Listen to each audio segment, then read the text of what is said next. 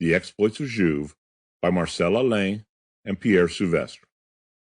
Recording by Ray Adams. Chapter 1. The Comrades' Tryst. "A bowl of claret, Father Corn!" The raucous voice of Big Ernestine rose above the hubbub in the smoke-begrimed tavern. "Some claret, and let it be good," repeated the drab, a big fair damsel with puckered eyes and features worn by dissipation. Father Corn had heard the first time, but he was in no hurry to comply with the order. He was a bald-whiskered giant, and at the moment was busily engaged in swilling dirty glasses in a sink filled with tepid water. This tavern, the Comrades' Tryst, had 2 rooms, each with its separate exit. Madame Corn presided over the first, in which food and drink were served.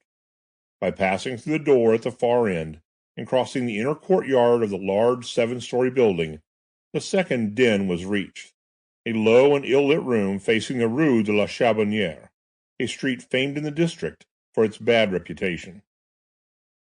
At a third summons, Father Corn, who had sized up the girl and the crowd she was with, growled, "It'll be 2 moons. Hand over the stuff first."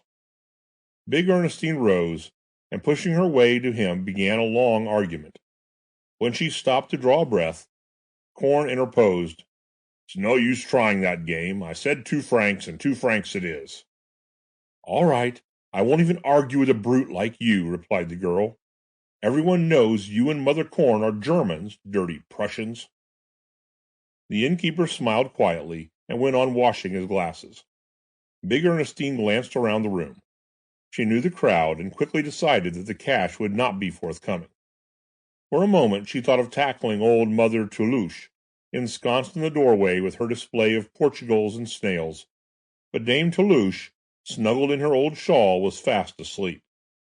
Suddenly from a corner of the tavern, a weary voice cried with authority, "Go ahead, Corn, I'll stand treat." It was the sapper who had spoken. A man of 50 who owed his nickname to the current report that he had spent 20 years in Africa both as a soldier and a convict. While Ernestine and her friends hastened to his table, the sapper's companion, a heavily built man, rose carelessly and slouched off to join another group, muttering, "I'm too near the window here." "It's Nonet," explained the sapper to Ernestine. "He's home from New Caledonia, and he doesn't care to show himself much just now." The girl nodded, and pointing to one of her companions, became confidential. "Look at poor Mamiya here. He's just out of quod, and has to start right off to do his service." Sample complete. Ready to continue?